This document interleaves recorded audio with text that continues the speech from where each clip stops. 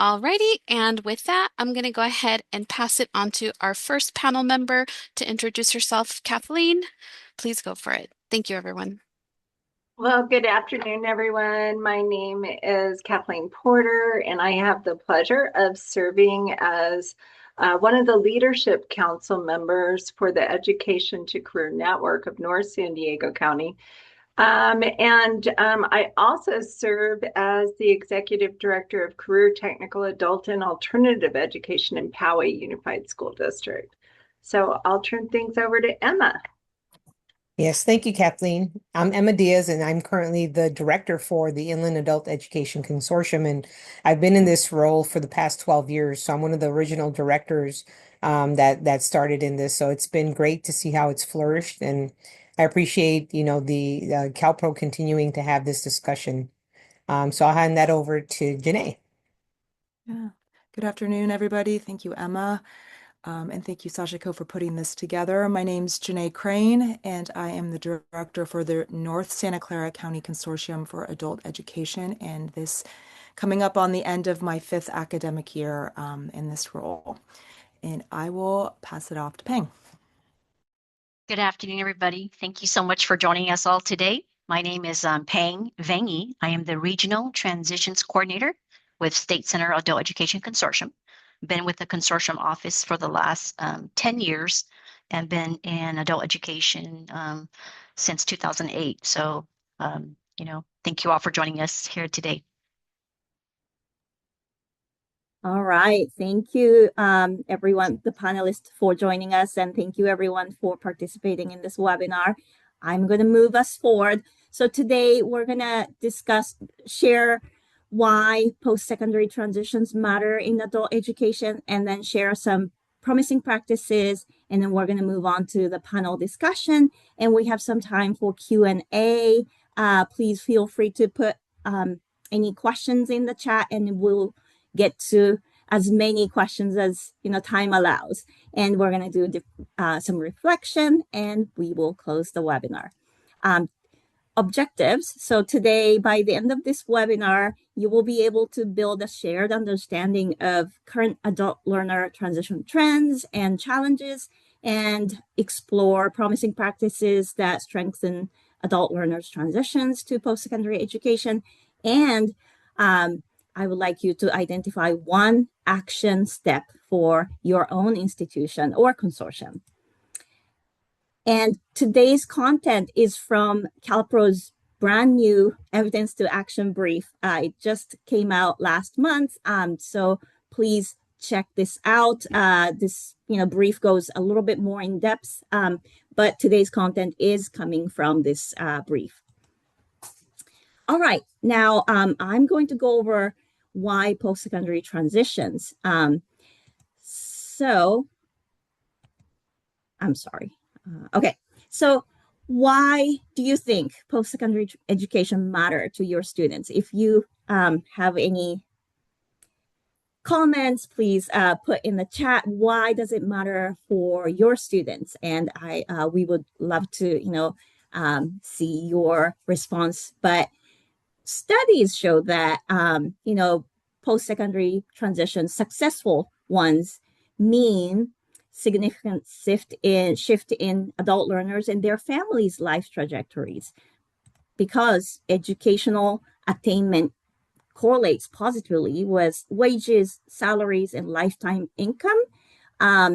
One study done in California found that the average associate degree holder earns $11,100 more annually when compared to high school graduate or people without any college degree. And also, this came out from Georgetown University Center on Education and the Workforce. California could generate $4.4 trillion in net monetary gains if 70% of adults across all demographic groups attain a post-secondary credential by 2035. So it's a significant amount of, money. And also, our program, California Adult Education, moving adult learners along educational and career pathways, is one of the priorities for CAEP. And also Vision 2030 from the California Community College Chancellor's Office prioritizes expanding access to post-secondary education for 6.8 million adults seeking credentials. And finally, currently, only 6.5% of adults aged between 25 and 40 are currently enrolled in higher education, but more than 20% intend to enroll. So there is a significant opportunity here. All right.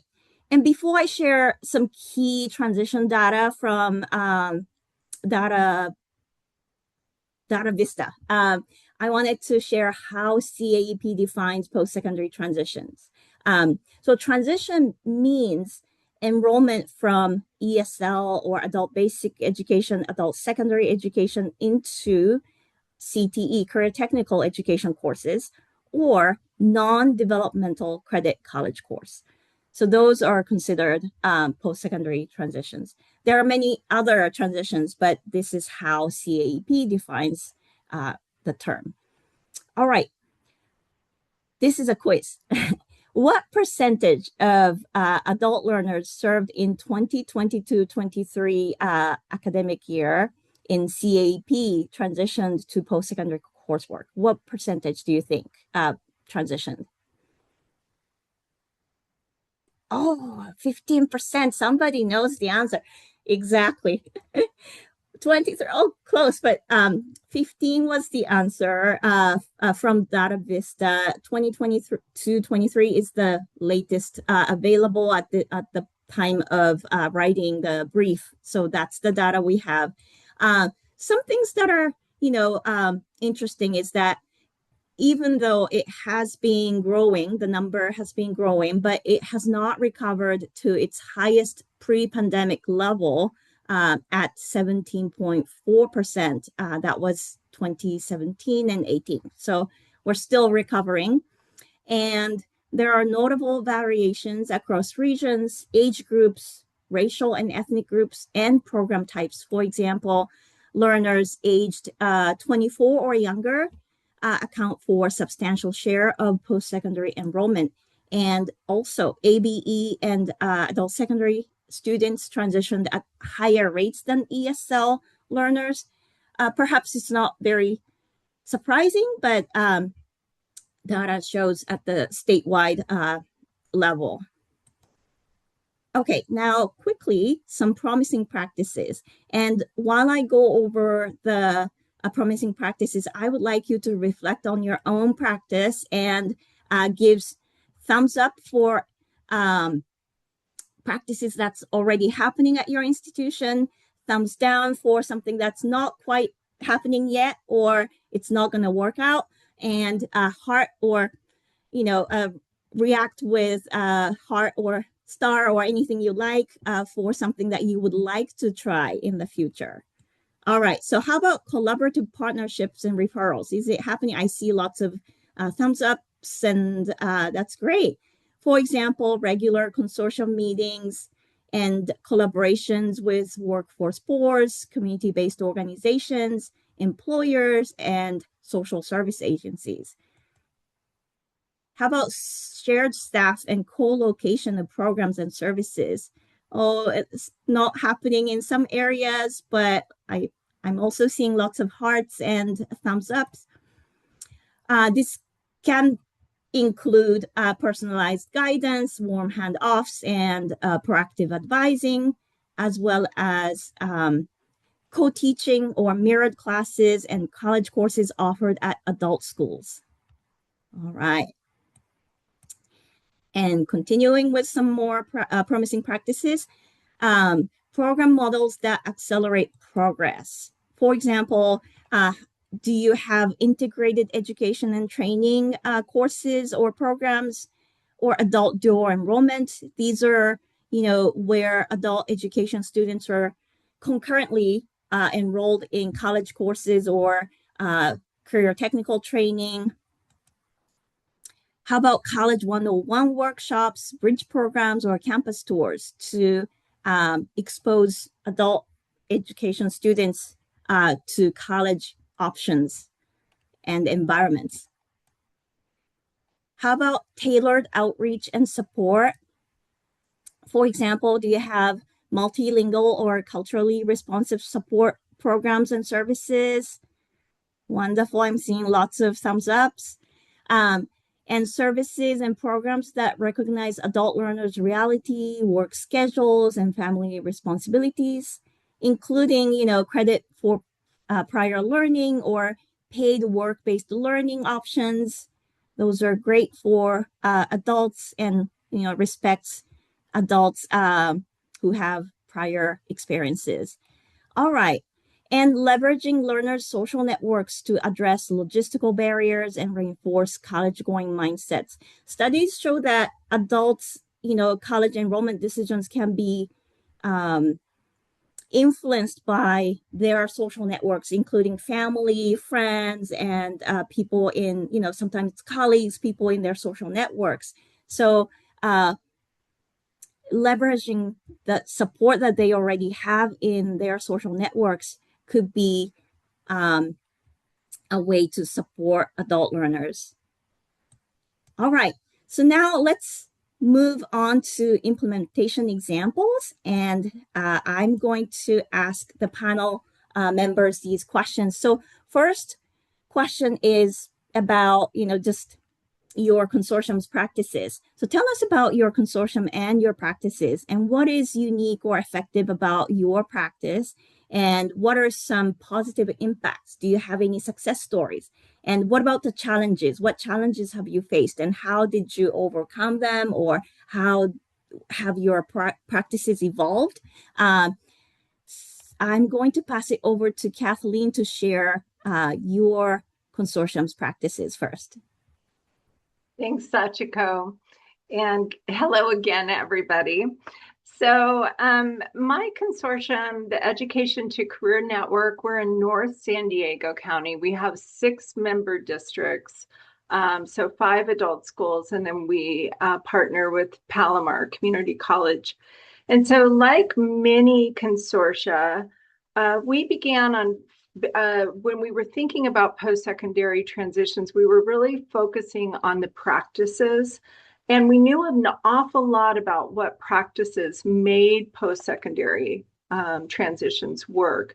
Some of those that we just talked about. So things like bridge programs, counseling, curriculum alignment, and college readiness supports. But what we kept running into was sustainability and consistency. So consistency across programs.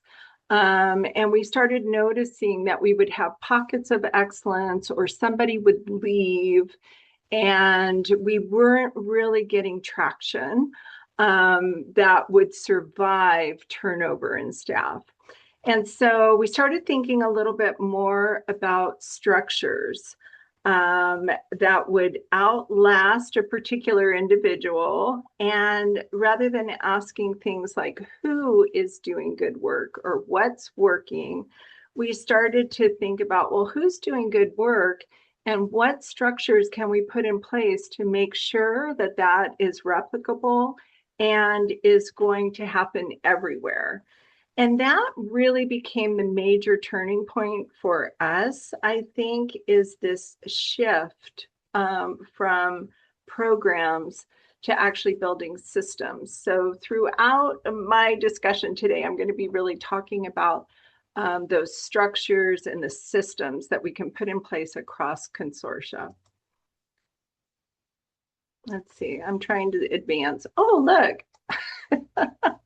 Okay, so what kinds of systems did we put into place? So probably the most impactful for us was that as a consortium, we identified common positions. So those are positions that each of our consortium members have.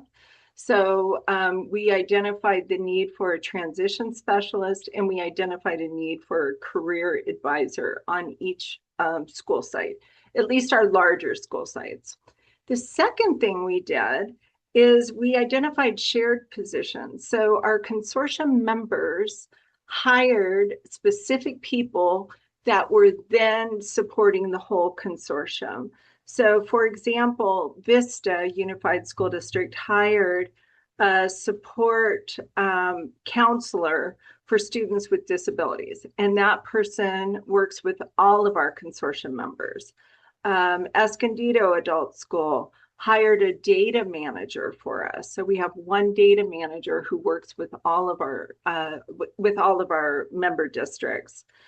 We have a partnership coordinator, again, employed by one member district supporting the whole consortium. And then we have a technology integration specialist. So those shared positions and those common positions started to give us a framework to have regular intentional collaboration about what's working. We can have job-alike groups, we can look at data, we can think about these different structures. And so it really became more of a team effort. So we were moving away from individual effort and really thinking about shared systems and routines. And so when we think about making collaboration routine, again, it's a structural piece. So we have monthly leadership council member meetings. We have a quarterly data dialogue across the organization with all of our shared positions, our common positions, the leadership council. We come together once a quarter and look at some of our outcome data. And then we also have done these cross-agency PLCs. So originally we started with curriculum alignment, but that curriculum alignment work grew to not only saying, well, what are we offering and where are entry and exit points, but now we can actually work together to say, well, how are we advancing students? So those are some of the systems that we put in place to really start making a difference. And then if we think about the results, I think that what really changed for us was consistency. We have smoother transitions to college and careers. We began functioning more like a network rather than isolated programs, and that has really been a game changer for us. We also saw a stronger student persistence. That's something that we've been looking at and really kind of working on. We saw improved transition outcomes, stronger inter-district relationships, and more collaboration across agencies and across positions at every level within those agencies. We saw a reduction in silos, which made a big difference for us. I think that what we have learned is that one or two champions by themselves don't really or can't really create systems change.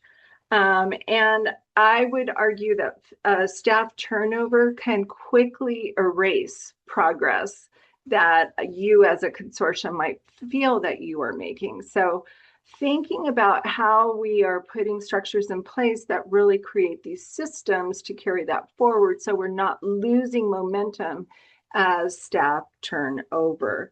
So I like to say that champions start the work, but it's really the structures that sustain what we do. And then I'll just close by saying, if we really want students to transition successfully, our systems have to transition first. So I'm going to turn things over now to Emma. Thank you, Kathleen. I appreciate what you said. That's really important because it has been 12 years, and as turnover happens, you start over again. So thank you for that reality check. And so I'm going to talk about a little bit what we do in our consortium.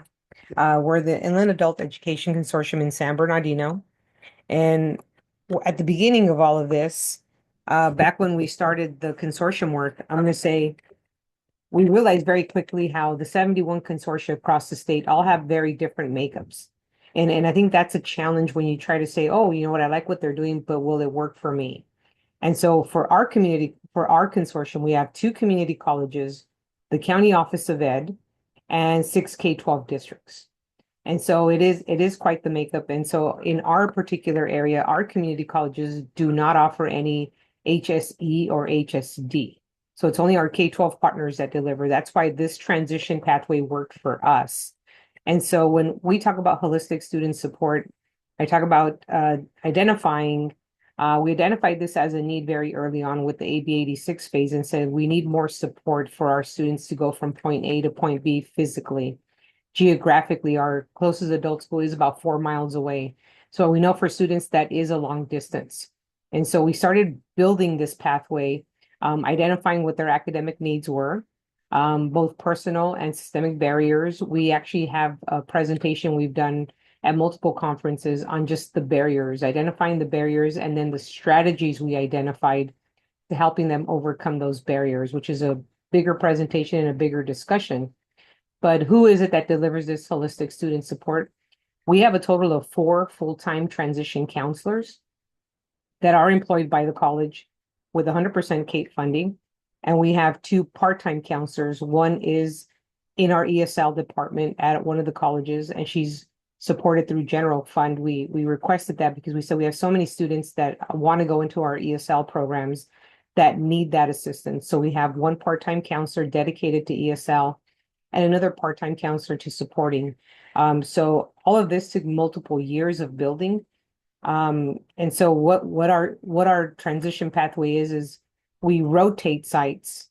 I always say we because I include myself in the team, but it's really the counselors that rotate sites. And they go through the different adult schools that we have, all 6 of them, and they deliver one-on-one support to students. That's where they identify the barriers that they have and help them overcome them to get to the college if that's what their goal is in post-secondary. So they offer the personal guidance. They tailor it to adults. We've done particularly a lot of trainings on andragogy versus pedagogy and the needs of our adult ed students. And so we've done that many times to get the personal guidance from our transition counselors. And again, this is all they do 100% because they're CAPE funded. They're dedicated to CAPE students and working with our adult schools and working on those individual needs. And then the referral part happens once those students are connected to post-secondary sites, whether it's San Bernardino Valley College or Crafton Hills College. They're able to get connected now to the resources that they can use based on whatever their personal barriers are. Whether they need help with learning disability, they're connected to our SAS program, student accessibility, EOPS, so forth, even our Dreamer Center. And so we connect them to these resources. We literally will walk them over to those offices to make sure that they get there. As part of our challenges, though, there are always growth areas. And so that fragmentation of systems, even within our own community college system, our campuses are so big. It's helping students get from point A to point B. Building that foundation took multiple years of doing it. It's always ongoing. And then being patient because growth takes time. Do we have success stories? Absolutely, we do. We have multiple students who have worked with these counselors, and we have one who right now, Maria Chavez, is actually a staff member for us. 2 years ago, actually 3 years ago, she graduated with her GED from one of our adult schools. And our transition counselor met with her, and she said, "Oh, I just want to get my GED so I could work at the cafeteria." Talked about all the possibilities, some of that data that Sachiko shared with us about the growth in salaries when getting a degree and so forth. She believed that and believed that she could do it. And that actually she's graduating this Saturday with her AA and employed by the college full time as a classified employee because of the experience she already had working. So we have that success story. We have another student who 8 years ago came through our adult ed school, did ESL, got her GED, transitioned to the college, and is now on a full scholarship at Berkeley, which is pretty impressive. And she's got 4 kids. So, and has done 3 study abroad programs. So I think for our adult ed students, the sky is the limit if we help them believe in themselves. So we have a lot of success stories and that keeps motivating us. So I think my time is almost over. And so I will pass it over to Jenee.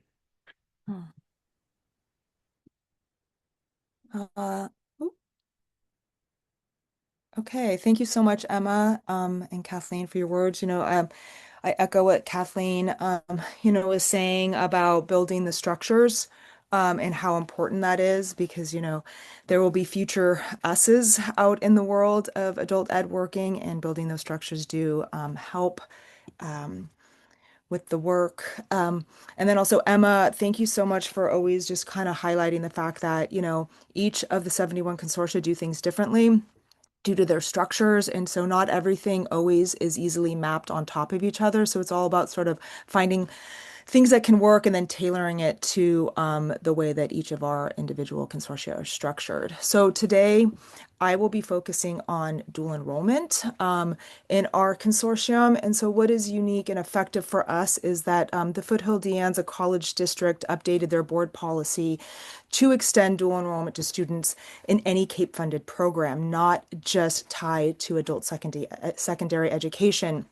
And what we have found is that, that many of our CAPE program students are college ready. And so, as you'll see in the data that I talk about in a minute, so in our dual enrollment, it's open to all of our college courses, so students can take any course that they would like on the college campus. And also although we do have ABE students that take dual enrollment, we do focus on our high school diploma and GED students, our high-level English language learners that are taking ESL classes, CTE, and parent ed. Okay, positive impacts. Well, as you see in the chart below, our dual enrollment is growing. The orange is our individual students that are participating in dual enrollment, and then the brown are the number of courses that they're taking within the academic year. This is updated from the numbers that are in the brief as we have finished our spring registration, and spring quarter has started for us. So these are our final numbers. So we're very excited. As the brown shows, that is students that are continuing on with their college.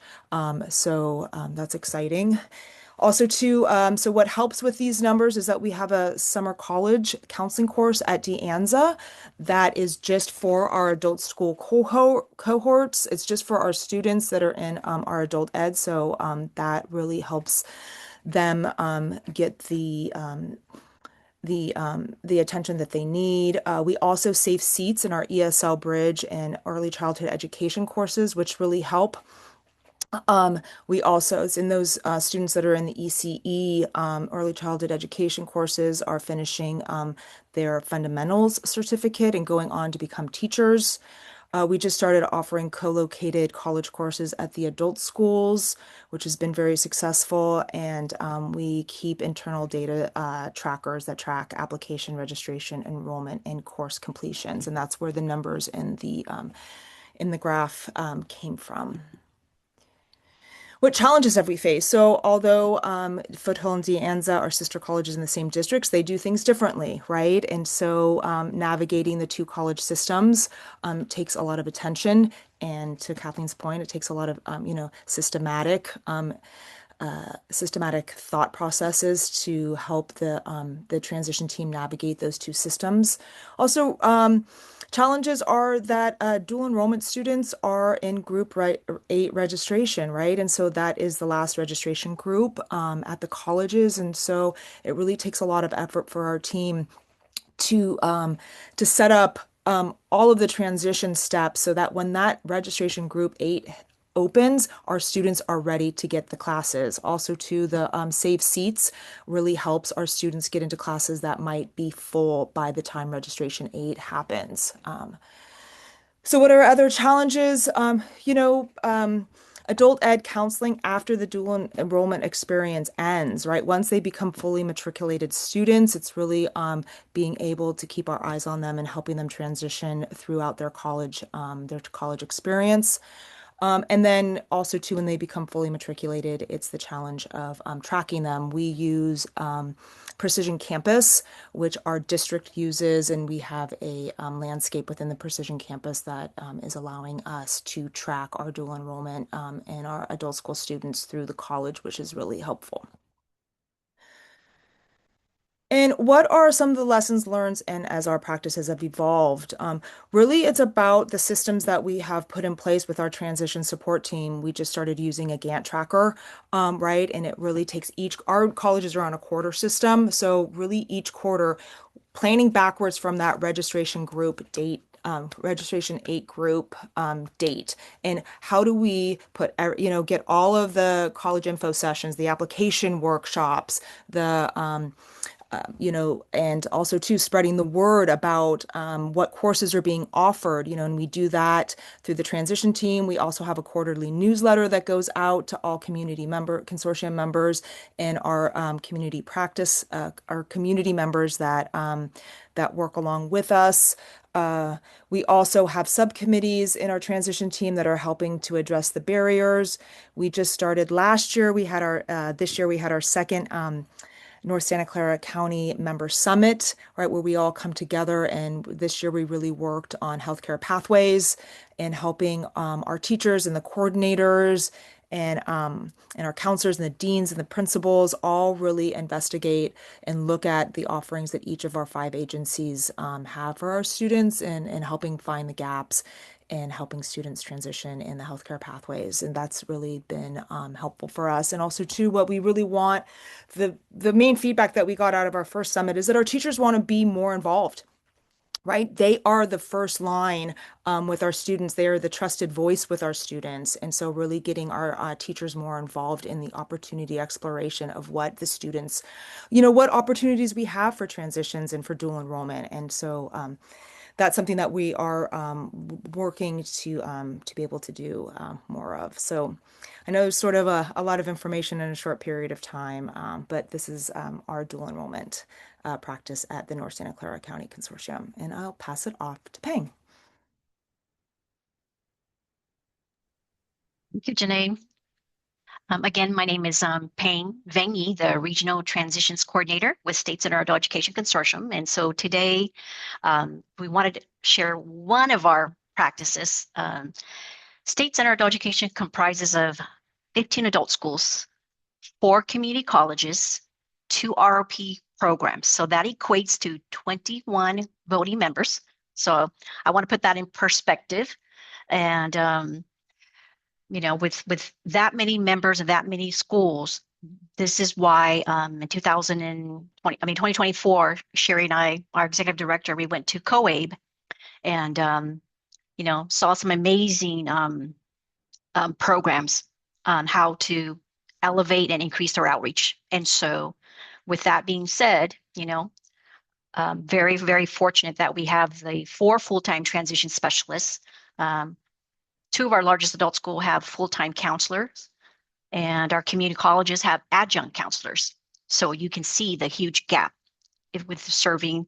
Last year I think we had over 16,000 duplicated participants. So how can we reach all those students? And so therefore, we decided to implement the ambassador program on a consortium level, with support from our adult schools, our board members, and some of our community partners. So the picture on the top right is our 2026. We have 7 ambassadors.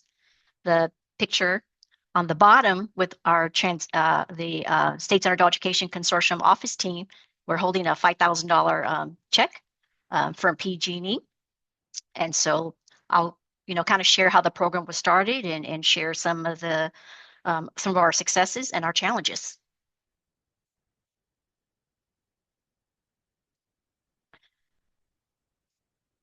We chose to go with the ambassador program on a consortium level because of the capacity that we had.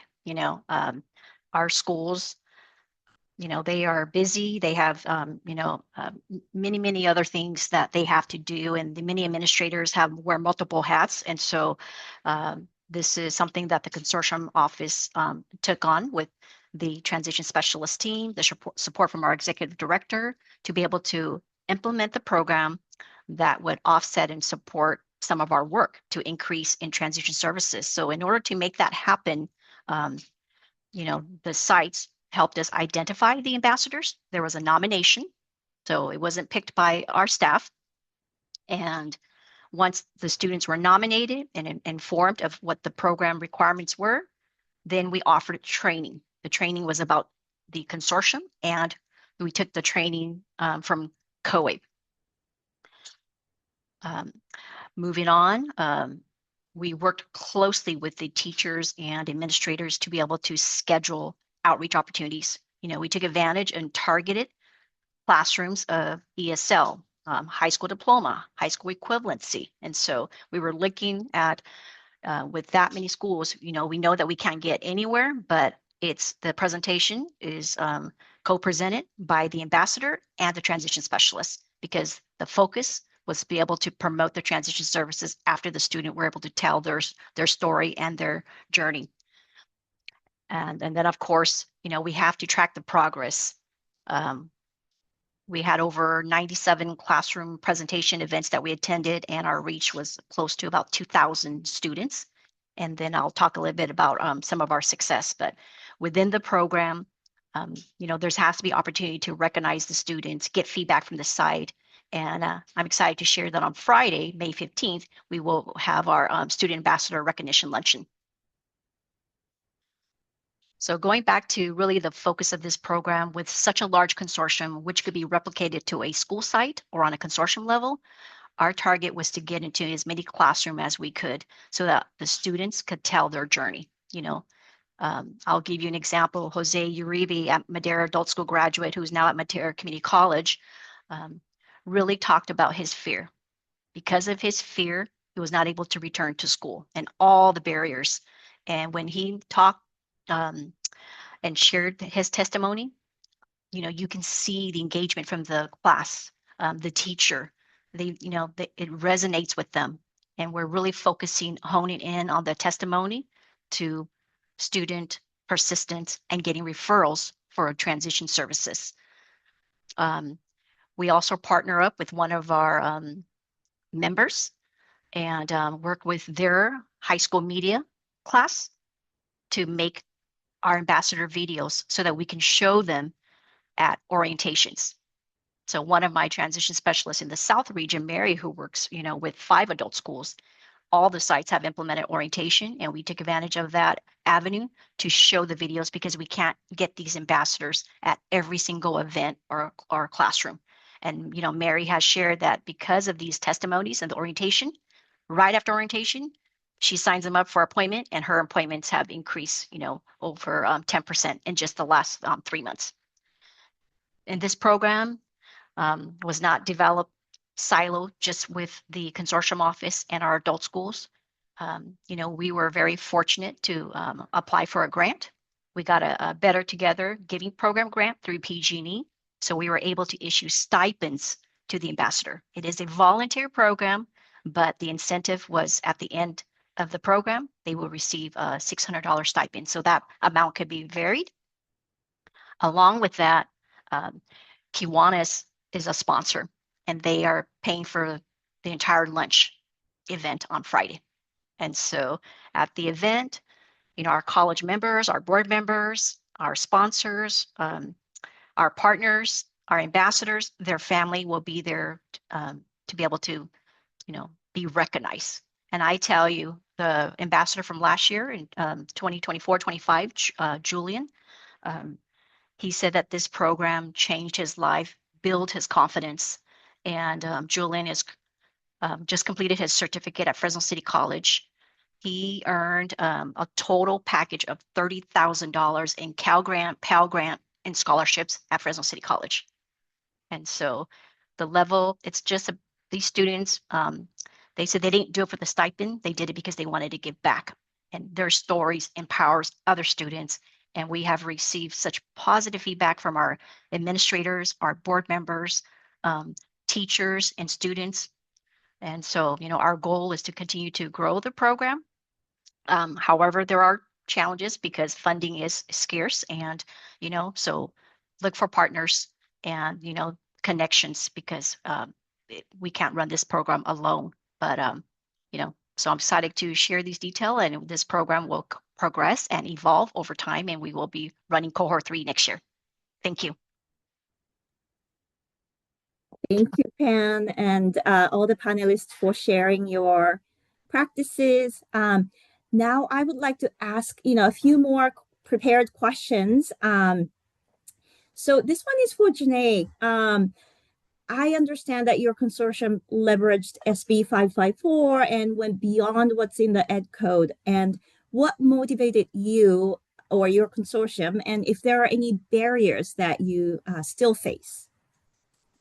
Yeah, thank you, Sachiko, and thank you, Peng, for the student ambassador. That's something that we've, want to look at doing in our consortium too. So, yeah, so thank you for the question. So, for statewide policies, as I talked about in my short time was, that we had expanded dual enrollment and with SB 554 and Ed Code 76001, which SB 554 references, that's been wonderful work and it's expanded dual enrollment to adult ed students, but also to we feel in our consortium that it also limits access to college for more of our CAPE students, and as the brief mentioned that, it was saying that high school diploma and high school equivalency students are the highest transfer rate.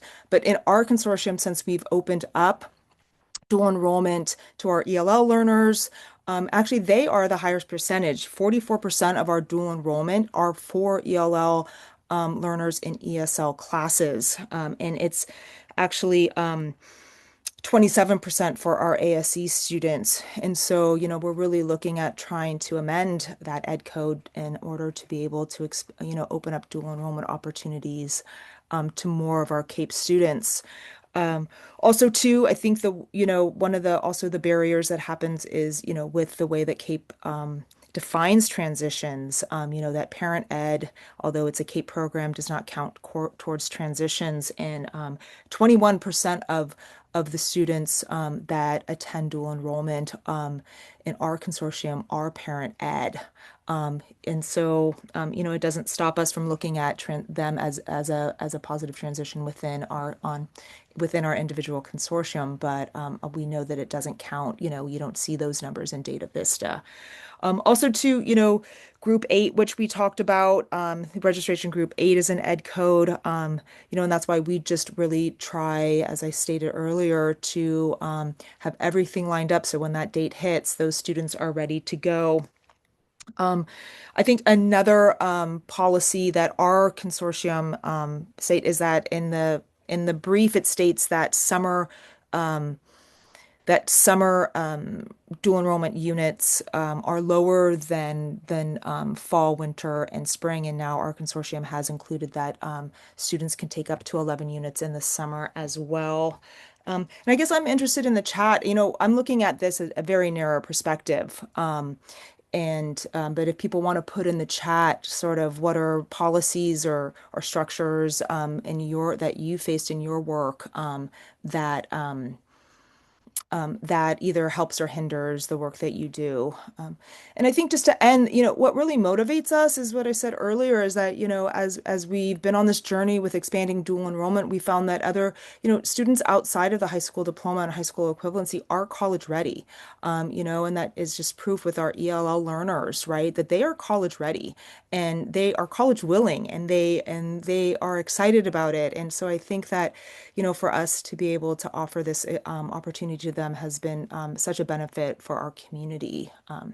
So, and as Sashika said in the very beginning, one of our adult schools, Palo Alto, doesn't actually they only have an ESL program. And so, if we weren't able to offer dual enrollment to a larger population, then those students wouldn't be able to participate. So we've just seen, a lot of benefit for expanding the dual enrollment.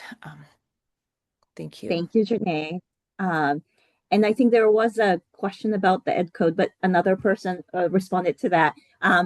Yeah. So let's talk a little bit about data. And I want to ask Kathleen first. Your consortium has quarterly data dialogues. Can you tell us a little bit more about it and, tell us in what ways your consortium can better leverage data and drive continuous improvement in transition outcomes? Well, so yes, we do have a quarterly data dialogue. And I think what that does as an organization is it really shifts looking at data for compliance reasons to looking at data to really inform decisions and so that we can be responsive. I think there are a few things that our consortium did that were positive. I mentioned that we have this structure of having a data manager that supports the whole consortium, and that is a really helpful thing. And then we also very early on decided, and this is going to be mind blowing for some people, but we as a consortium decided we were going to apply for WIOA as a consortium. And one of the reasons that that worked was that it allowed us to, as a consortium, have the same data system. So everyone was looking at that WIOA data. And so that helped to level the conversation in those data dialogues. We also have a data sharing agreement as a consortium. So our data manager, who is an employee of one of our schools, we all can share data. And then our data manager on an annual basis will work with our college to do a data match to look for transition data, because part of it was difficult to find transitions and to actually have those. So the data match has helped us gather data about who is transitioning. And so, like Jenee was talking about, just uncovering students that are making transitions that maybe we aren't recognizing, I think that's really powerful for a consortium to be able to identify and then really focus on how to fortify those things. I think a lot of the data that we look at is lag data. So it's kind of forensic data. We can look at it after it's happened. And so the data dialogue kind of shifts us into looking at some of the lead measures that can really drive change, if that makes sense. Thanks, Sachiko. Thank you, Kathleen. Yeah, totally. And same question to you, Emma. And perhaps you can tell us a little bit about your, tracking real-time data. Yes, I think that's the one thing that's worked for us. That's how we built getting up to 4 full-time transition counselors.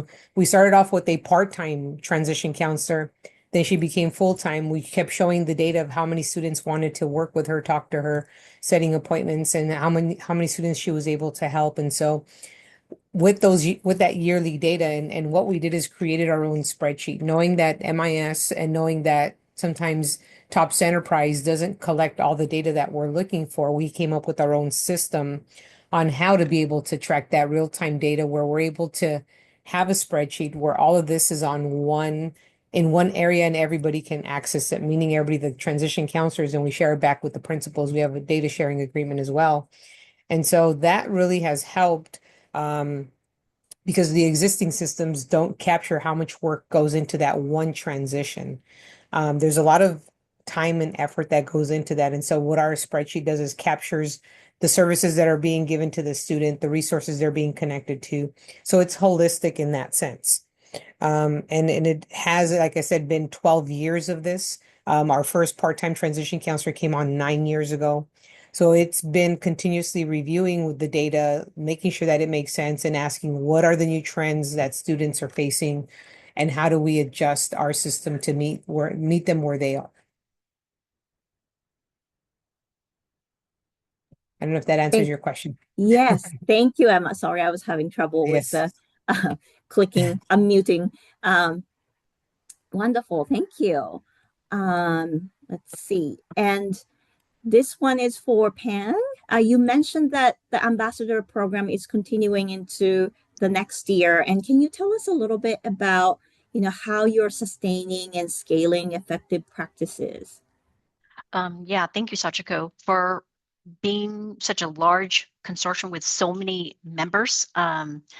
One, communication is essential, and share goals, because we work very closely as the transition specialist team, the consortium, our director. We work closely with the board members, communication, and our colleges, the colleges counselor, the adult school counselors, uh, to be able to have a shared goal, because this program benefits everyone. It's about um, um, connecting students to services, and so when we promote services, it's not just for SCAC, it's for our colleges, it's for our partners, it's for our stakeholders.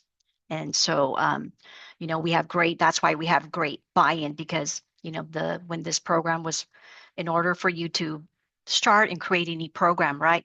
What's the end goal? What's the target and the focus? And so that's why we have a lot of buy-in, and teachers and administrators. I have principals requesting our ambassadors to go speak at a PLC at their teacher meeting. They present to the board, and it's motivational, just not for our students, but I heard from one of my administrators, like, Paying, their speeches are so powerful. It it's a reminder for me, our why adult education matters. And so it goes to back to relationships, having a connection with PG&E, with Old Town Kiwanis. And so, their partners are out there. We have to ask, right? We have to ask and share our mission, our vision with them. And there are many partners out there that are willing to sponsor, but it just takes effort to be able to you know, create a program and share the goal and track our success. Thank you, Pan. It's so true that, it's important to have those supporters and find those, supporters. Thank you so much. And this is for everyone. Just one or two sentence advice. What advice would you give others who are looking to implement similar strategies or models? Back to Kathleen. Well, I'll be really brief. But one of my favorite quotes is, if you want to change the culture, you have to change the conversation. And so I think some of these things that we're talking about with structures really are things that you can do that build relationships, build trust, build systems, build consistency in an organization, like having regular meetings, having PLCs, having job alike groups or communities of practice, all of those things. And so focusing on structures, yes, but remembering that we're really focusing on relationships. Thank you, Kathleen. Emma? Yes, I'm going to say stay consistent and find solutions to problems that arise because they will always arise. But keeping that consistency one after another, you will get to that goal of yours. And don't be too quick to label something ineffective or doesn't work because it does take a while. Things are not perfect, but don't give up because students really benefit from it. So true. It Yeah. takes time. Yeah. And Jenee? Just to add to Emma, the checkout woman at Trader Joe's looked at me yesterday and says, because I was fumbling with something, and she says, you don't have to be perfect to be amazing. So I think it's just start, do, and don't look for perfection, just start. Excellent. Yes. Starting is the first step to greatness, right? And Pan. I go back to relationships. It builds trust and if communication, because with so many members and so many adult schools, we have teachers that are champions. We advocated, and it took us 7 years, but we got it. With all our community colleges having dedicated adult education counselors working jointly with the transition specialists and our teachers. And so, it is a process, like Emma said, it takes time, but, but it has worked with 21 members. So. Wonderful. Thank you so much, panel members, for sharing your thoughts.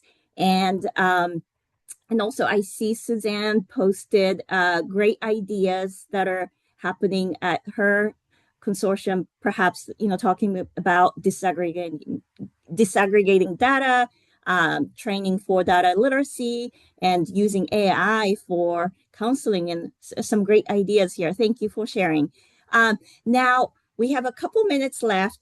So think about what strategy you heard or you already are implementing at your consortium. Please share the strategy would you like to implement in the future or already happening at your consortium, and also one actionable item, action step that you would like to take in the next 2 weeks. If you can share in the chat, that would be great. And before you go, again, more information is in our evidence to action brief. So please check this out. And before you go, please don't forget to share your feedback using the QR code. And I think Maria will be putting the link in the chat. Please share your feedback through the evaluation link. We appreciate your feedback and use the information to improve our future webinars. Thank you so much again, everyone, for joining us today for the CalPro webinar. This is our last webinar of the school year, but we will be adding new topics in the fall. So please make sure to check out, keep an eye out for CalPro announcements.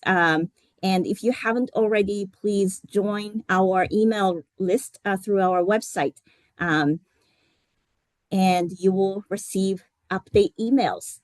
All right. Well, thank you very much for joining us. Please don't forget to click on the link and provide your feedback. Thank you so much again for your participation. And thank you for the wonderful panelists for sharing your practices.